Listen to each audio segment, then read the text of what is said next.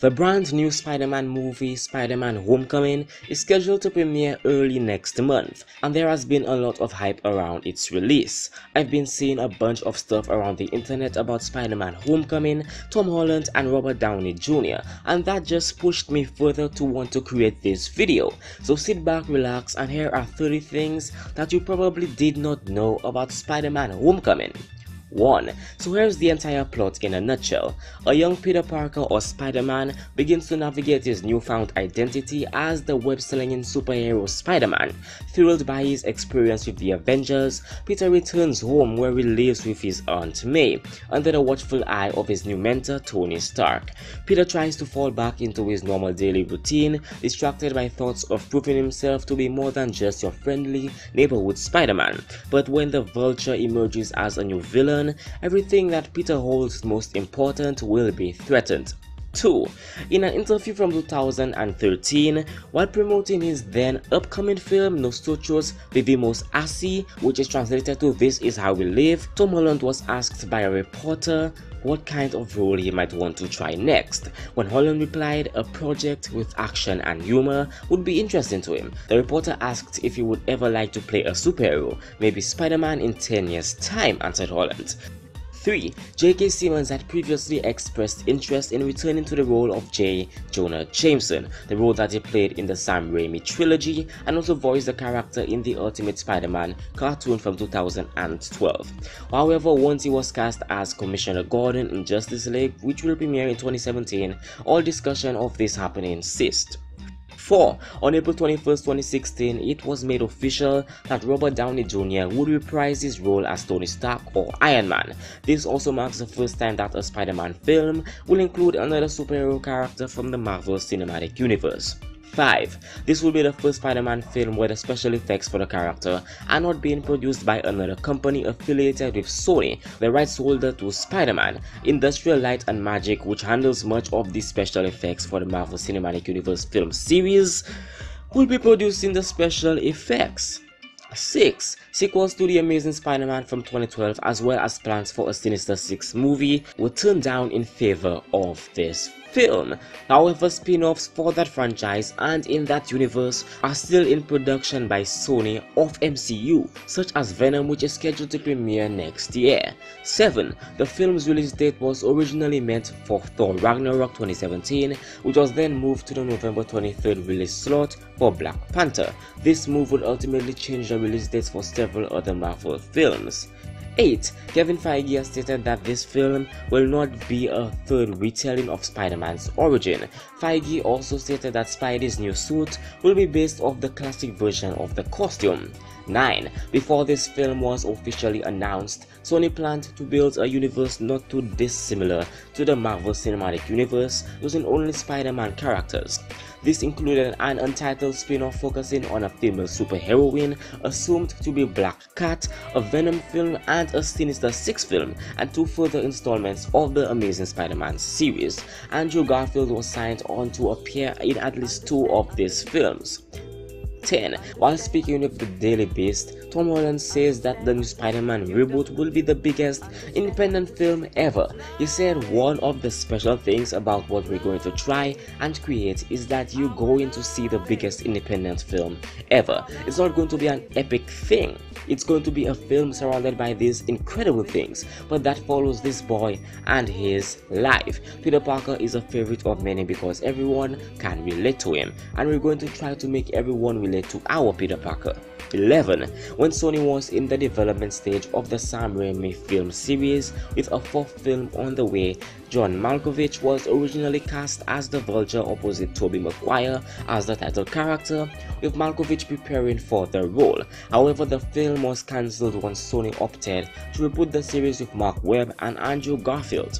12. When the film was announced, several actors were rumored and expressed interest in taking over the role from Andrew Garfield. Dylan O'Brien and Logan Lerman were key figures, but also rumored were Daniel Radcliffe, Freddie Highmore, Alfred Enoch, Donald Glover, Josh Hutcherson, and Grant Gustin. Freddie Highmore admitted he would love to be considered. 13. On Peter Parker passing the torch to Miles Morales. While this film was still The Amazing Spider-Man 3, Andrew Garfield stated, "Miles Morales was a huge moment in this character's comic book life, and I do believe that we can do that. It's something I'm really interested in figuring out, an eloquent way of coexisting or passing on the torch. I don't have the answer, but I think it's actually a really important move. I think it's a really beautiful and important move. I want it to feel like a circle. I want the two ends to join somehow. I don't know what that means yet, and I don't know what that means in terms of the quantity of Spider-Man movies I do, but I know that I don't particularly want to be the 40-year-old Spider-Man." 14. Michael Keaton plays a character called the Vulture, which is a man in a bird costume. Ironically, Michael Keaton starred in the Best Picture winning film Birdman in 2014, and that character is based off Batman, which Michael Keaton played in 1989 and 1992. 15. The weekend before Tom Holland was announced as Spider-Man, he posted 3 videos on his Instagram account where he showed off his backflip skills, to which many websites started pointing out after he was cast, praising him for his spider-like abilities. 16. Tom Holland is the youngest actor at 19 to be cast as Peter Parker or Spider-Man. His predecessors Tobey Maguire and Andrew Garfield were 25 and 26 respectively when they were cast. 17. While this movie is the first time that Spider-Man and his world have been part of the MCU, there have already been multiple Spider-Man characters in the MCU prior to Peter's debut in Captain America Civil War 2016. Vincent D'Onofrio, I hope I pronounced that correctly, as Wilson Fisk in Marvel's Daredevil from 2015. Fisk is both a villain to Spider-Man and to Daredevil. Vondie Curtis Hall as Ben Urich in Daredevil from 2015. In the comics, Ben Urich is a reporter for the Daily Bugle. However, in the MCU, he was a reporter for the New York Bulletin. Leslie Bibb as Christine Everhart in Iron Man from 2008, Iron Man 2 from 2010, and Captain America Civil War from last year. In the comics, Everhart is a reporter for the Daily Bugle. In the MCU, she was last seen as a reporter for Vanity Fair, but it is unknown whether or not she will have switched over to the Daily Bugle by the time Captain America Civil War rolls around, the same film to introduce Tom Holland as Spider-Man.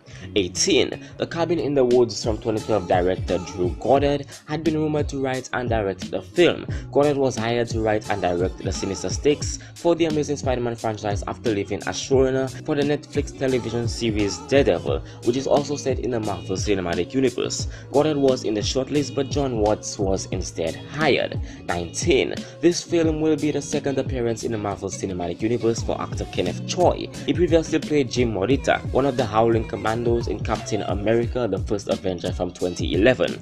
20. Spider-Man Homecoming is the first Spider-Man film to feature Shocker, Herman Schultz, Vulture, Adrian Toomes, and Tinkerer Phineas Mason. The Vulture will be the main villain, but it is currently unknown what roles the Shocker and the Tinkerer will have. 21. Every live-action Spider-Man movie released after 2010 so far debuted 10 years after all 3 Sam Raimi and Tobey Maguire films. The Amazing Spider-Man from 2012 was released 10 years after Spider-Man from 2002. The Amazing Spider-Man 2 from 2014 was released 10 years after Spider-Man 2 from 2004, and Spider-Man Homecoming from 2017 after Spider-Man 3 from 2007. 22. A major backlash toward a rumor stating Peter Parker could possibly be played by an African-American actor caused controversy amongst comic fans. Dan Slaughter, who was writing for The Amazing Spider-Man at the time, stated some of the comments rigidity, rationalizations, and in some cases flat out anger by some that Spider-Man must be white scare me. That's some serious comic nerd hate. 23. Tom Holland can be seen alongside 2 other MCU stars in 2015 films. Chris Hemsworth, of Thor in the Marvel Cinematic Universe, stars alongside Tom in The Heart of the Sea from 2015, and John Bernthal of Frank Castle and The Punisher in the Marvel Cinematic Universe stars alongside Tom in The Pilgrimage from 2017.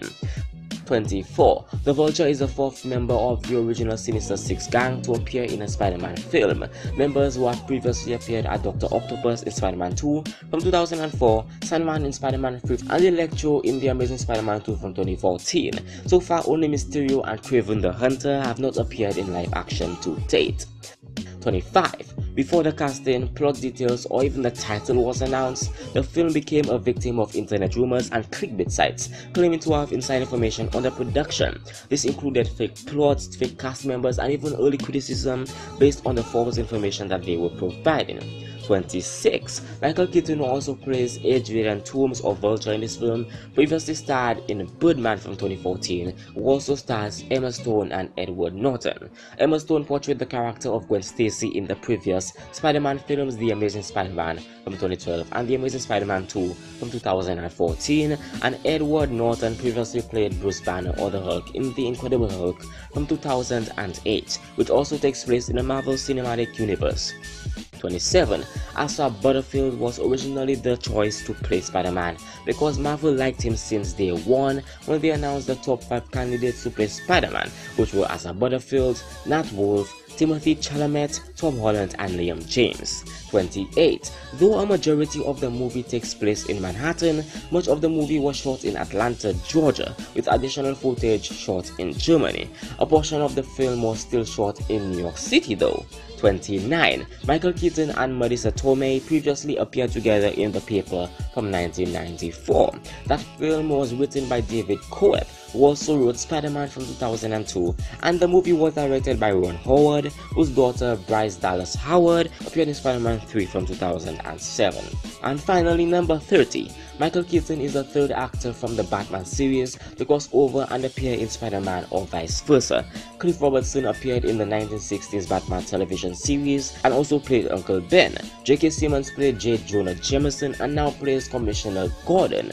And this point is where I end the video. There are probably tons of other things that I could not get covered in this video, but I do hope that you guys enjoyed what this video had to offer and that you learned something new. If you enjoyed the video, feel free to subscribe, smash that like button down below, and leave a comment with your thoughts down below in the comment section. Also feel free to check out previous videos using the links provided below. Thanks for watching, and I will be seeing you in the next video.